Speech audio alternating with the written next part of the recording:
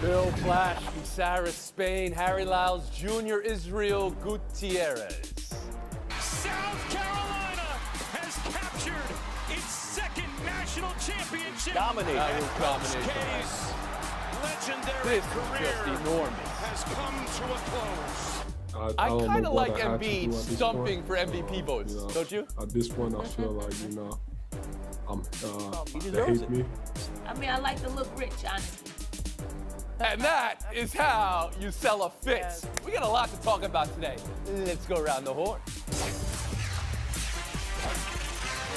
You go for an hour Ari or? Chambers, who asked Dawn Staley the question about that fit. I like to look rich. That is good. I'm going to give everybody points for that line. Here you go. Let's start the show with points. It's blue, it's bloody, it's for the title. How Carolina carries over the emotion of Saturday night's win over Duke. That's one thing going into tonight. How Armando Bacot holds up tonight with that ankle. Another thing, how it all matches up against Kansas, who's put together stretches of near perfect basketball in huge moments this tournament. We're gonna get to that, but I will give you people the last word on Saturday night's magnificent, instant, and all-time classic. The game that closes out Mike Krzyzewski's career. Around the horn to Bill Plaschke on how you think Coach K will remember it. And the thing you'll remember most from UNC 81, Duke 77, the greatest win in the sport's greatest rivalry. Yeah, it was an incredible game, and it exceeded the hype. Yeah. Coach K is going to remember it sadly in despair. Crying players, Coach K alone out there on the handshake line. Only Wendell Moore Jr. was the only other players that had gone in the locker room. Mark Williams missing the 2 free throws. I think it really affected him. You could tell he was really hurting for his players, and that's sad for Coach K. But UNC, I'm going to remember it for UNC, the other side, their fearlessness. Unbelievable. Love hitting that three-pointer with 25 seconds left with the guy in his face after Williams missed those free throws.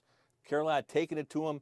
The teams led each other the same amount of time in the game, yet Carolina kept punching, Duke kept punching back, Carolina kept punching, and then again, the Tar Heels were fearless down the stretch, and Bacot playing with the bad ankle, coming off the bench, being out only after So you're going to remember this more, It was Bill, amazing. for North Carolina than Coach K. And Yes. I'm not even going to make it a ruling on that. I'm going to ask Sarah Spain. Is that how you see it? No, I mean, of course, Hubert Davis, UNC, like their run has been incredible. The back and forth, the lead changes. The fact that Duke, did everything right. Now, a couple mistakes, a couple missed free throws, but they only had 4 turnovers. They outscored them on the bench. They outscored them in the paint. Like, they did a lot of things right. So it wasn't like anyone gave this game away. It just changed hands until time ran out, and UNC did enough to win. But I'm going to think Coach K. And to Plaschke's point, I think eventually he'll look back and be really proud of this very inexperienced team doing what they did and the hype of the way that it ended. I think it hurt in the moment. And after the game, when they asked him to talk about his career, I'm sure he would tell you it's because he didn't want to make it about him. He just had a year-long farewell tour. And when they ask him what it means for his career to end this way, and he says, I don't want to talk about it, I don't think that's about not making it about him. I think it was hurting too bad. Eventually he'll look back and say, wow, what a good run to finish things off. But not right now. Harry Lyles Jr. Yeah, Tony, I don't think there's any way that Coach K could look at this and, just view it as anything other than the worst possible way that his career could have ended. I know it's great that they made it that far. And I know that a lot of people were somehow rooting for this great storybook ending, right? Because people love that. He had lost the last game at Cameron Indoor against their greatest rival, and they could have beat them in the Final Four and then won the national championship and then sent him off in the most glorious way possible. And instead, we got the better part, which is a petty sports rivalry. This is a moment to me that it's almost impossible to match, right? Unless Duke beats North Carolina in the national championship game next year, it does not get better than this. And it's not like North Carolina did this as a 1, 2, or a 3 seed. They did this as an 8 seed. Like, a lot of people didn't even think that they were going to make the tournament at one point. And the fact that they just did this to Coach K and sent him out in this fashion, to me, is how I'm going to remember this as one of the, not just greatest college basketball moments of all time, but one of the greatest sports moments of all time. Well, let me put you on the screws here. Is that the greatest stick it to your rival moment in sports history? 100% has to be. Over maybe Red Sox, Yankees? Yeah, come Lakers, on. Celtics in Red the Sox, finals Yankees. for the title. Okay, but this For the ends a title. career. I mean, this rivalry, in the history of the Red rivalry Sox were between down Coach 3 K games to and North nothing. Carolina, it's 50-50, right? And as This is the greatest rivalry in the sport. It really didn't exist before Coach K to the same degree, and this is the end of a career. Israel, you want to answer that question first? Yeah, and so the original question being what would I remember most, and it was the intensity of the moment, right? It's not like you had like jaw-dropping talent like Vince Carter or Zion Williamson out there saying, oh, I got to see that guy. It was just about Coach K, whether, young players or veteran players will come up to meet the moment, and you saw, Williams with the missed free throws and Love with the huge shot slate, and then to Harry and Sarah's point, this could have ended any other way for Coach K, a first-round disappointing exit, a championship loss to any other team other than North Carolina. And when you get the entire big picture of the season, what North Carolina did to him at the end and Duke at the end, yes, I think it is the ultimate glove slap to your opponent, the greatest, those two sort of finishes at the end of the season, I think, yeah, it's probably the best for any best feeling you for anyone. alluded to not all the Duke players out there for handshakes, which was something we kind of saw in the last game as well. What was that about? Yeah, I think it was a little bit of selfishness. I mean, if Coach K can do it, the players are despondent and they're terrible, and I understand they're upset, but they should have done it. It was a bad look. But it was a good look. It made it look like Coach K showed how much character he has, even in the end. I mean, he was out there looking for people to shake hands with. He was waiting by himself. Think about it. All this year had been about him. He was standing by himself, waiting to congratulate somebody from North Carolina on the game. I mean, that was incredible. Shame on his players for not being out there. Harry, you said everybody was prepared for a storybook ending. Well, some were prepared for Coach K. I mean, because he's been so much attention focused on. People like to see Duke lose too. You have to admit that. But prepare for a storybook ending. Nike rolled out a campaign immediately after the game that said, you can't spell championship without K. Can you do that after a loss, Harry? Apparently, yeah. You could spell a lot of things without K. I think they had, respect in there and honor as well. You could spell those without K. I know, but specifically, they didn't win the championship It was good here. intention. Sarah? Maybe they were trying to make Coach K feel good, and they were like, hey, you're not the only one taking an L today. This campaign is too. All right. Well, we've been horned there. Let's talk tonight now. North Carolina riding that tidal wave of emotion. And Kansas, Agbaji, McCormack, Remy Martin. At times, they've all looked like world beaters during this month. How do you game plan for either? It's a huge storyline for Hubert Davis and Bill Self tonight. So around the horn, Israel Gutierrez, the number one thing that decides the national title game. Wow, the number one thing, it's going to be shot making from the perimeter particularly. If you looked at the Duke-North Carolina game, it was very similar. I think North Carolina doubled up Duke in three-pointers 10-5, and this is just kind of where we are with the game in college basketball. If you have talent everywhere, yes, the differentiator is going to be on the perimeter. So if Love gets hot like he did in that second half, great, it might be North Carolina. If it's Agbaji or one of the wings from Kansas, then it's going to be Kansas because I think their bigs match up particularly well. So I've got to go with the shot makers from the Harry Lyles Jr., the one thing that decides tonight. It's if North Carolina can stay on script. I think to Izzy's point, Kansas has the ability where they've got different guys that can beat you on different nights. With North Carolina, you need Armando Bacot to show up, and you need Caleb Love to show up. And the one thing that Carolina can count on is those two guys. Brady Manick and some of these other guys are a little bit hot and cold. But if Bacot's getting his rebounds, that's going to help, and you're going to need that against this Kansas team. And the one thing that had been impressive about this North Carolina team during the tournament is that when Caleb Love decides that he's going to take a game over, it does not matter what the opposition is doing. North Carolina won 4 games against top 25 opponents during the regular season, and they were all when Caleb Love scored 20 points or more. If he's able to do that tonight, then they've got a shot. Sarah, Spain.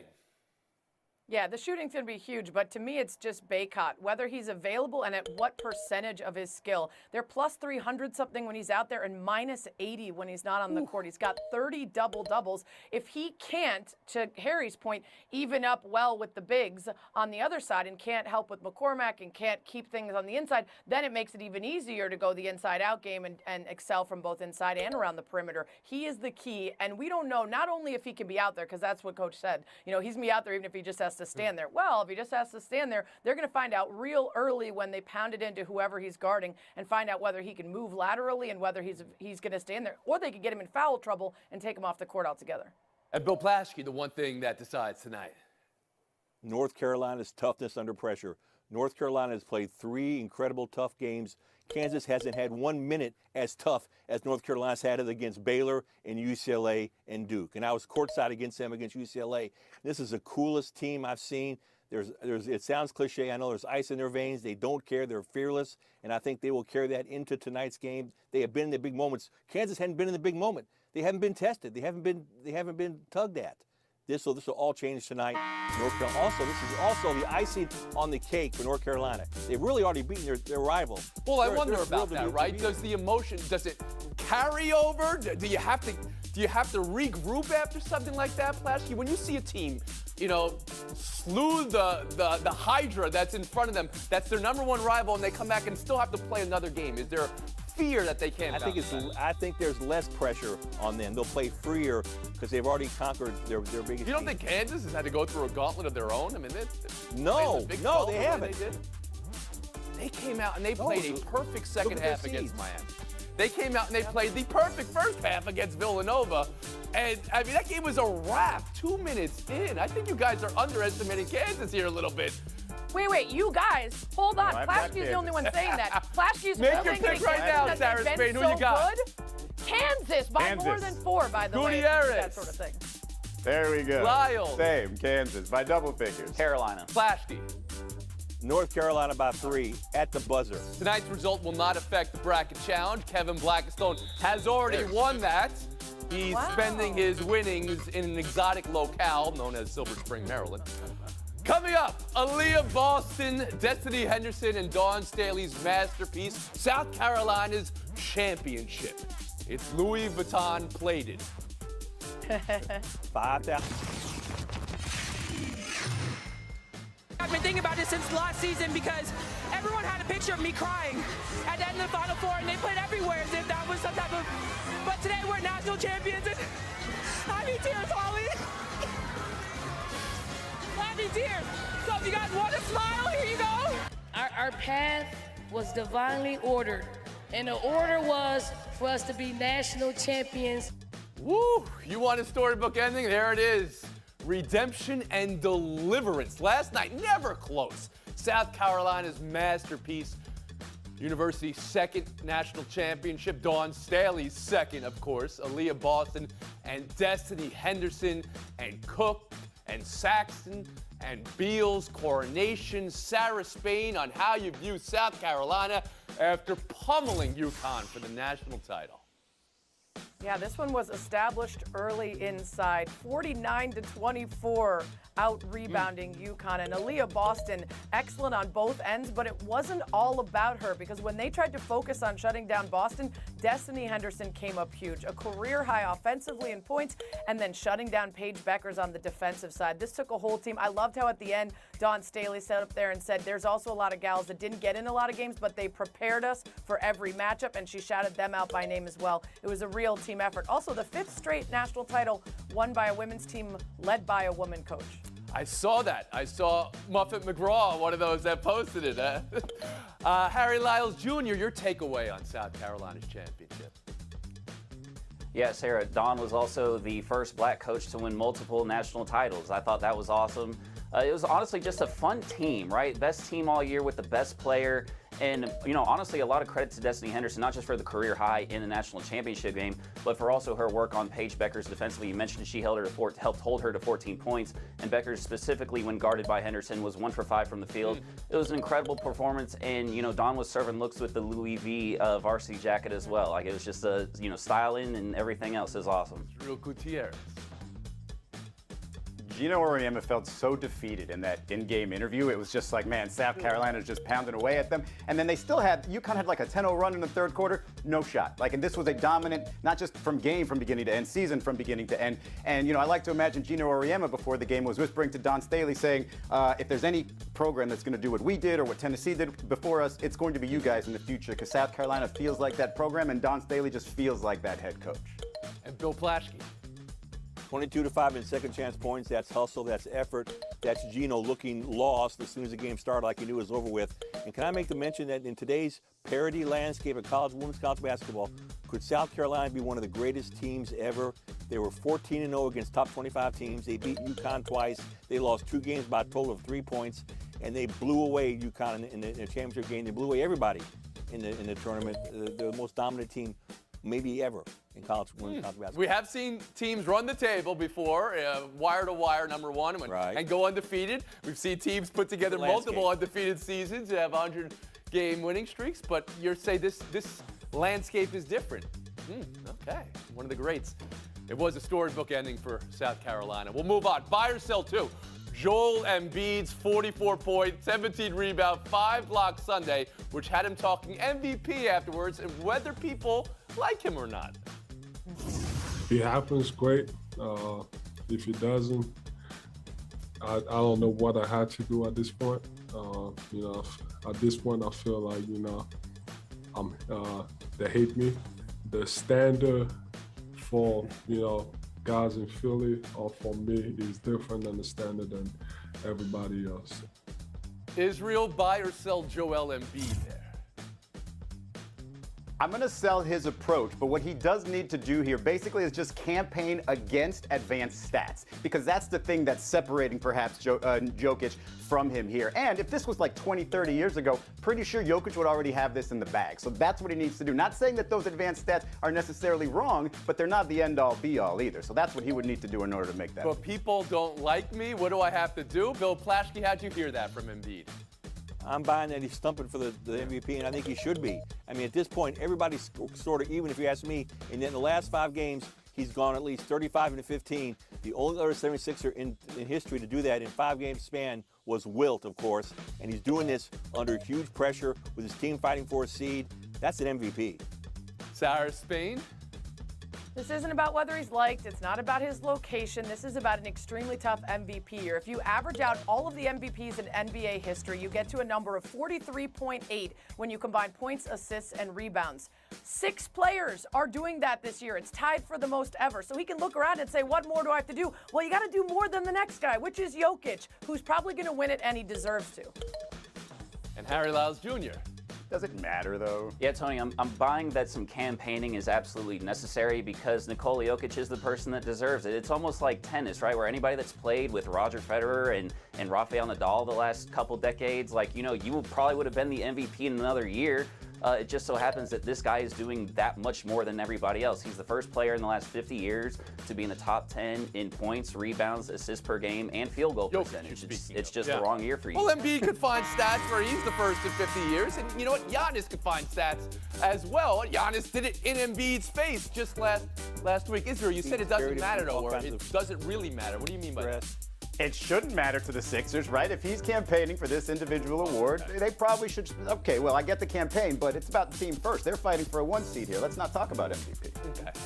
They are fighting for a better seed, although, in the standings, it's 48 wins for Philly, 47 last year. Around the horn to you. I think it's still 50-50. As one who has walked the Augusta course many times, that's a very difficult walk. It's a lot of hills, go straight up and straight down. I think Tiger's waiting to see, frankly, if he can walk the course, and he can walk it 2 or 3 days. Then we'll see. Harry Lyles? Yeah, the walking was his big issue that he spoke on. I think that he is really going to try to do this, and I do think that he will do it because of the severity of his injuries. I think that he realizes that, this isn't forever, and this is another opportunity that he has to do, and if he thinks that he can, he will. Who has always said it's all about winning and winning majors, would play here for the sake of playing, and I think that would be beautiful, honestly. Point to each. We'll move on. Keith Yandle's NHL record Ironman streak snapped by the Philadelphia Flyers. He was a healthy scratch Saturday night. Flyers called it an organizational decision made in the best interest of what's right for the team. They're going to play the young guys as the season plays out here. 13 games left. They're already eliminated from the playoffs. Did the Flyers make the right decision to bench Seattle or the wrong one, Harry Lyles? I think they made the fair one. Based on the way that he was playing in November and December, they would have been right to scratch him then. And not only did they let him get the record in the streak, but they gave him 25 more games after that. I think it was fine. Bill Plaschke. Why don't the season's over with for them? They got nothing to play for. Let him play. Let him continue the record. Phil Kessel's only 21 games behind him in the Ironman streak. Let him do it. Let him set an example for the younger players about what it's like to play every day. Doesn't have to play the entire game. You can put him in for a couple seconds or minutes. Bill Plaschke, 30 seconds. Okay. They need to relegate the Oakland Athletics. They need to get them out of baseball. Wow. They're a shame. It's a shameful.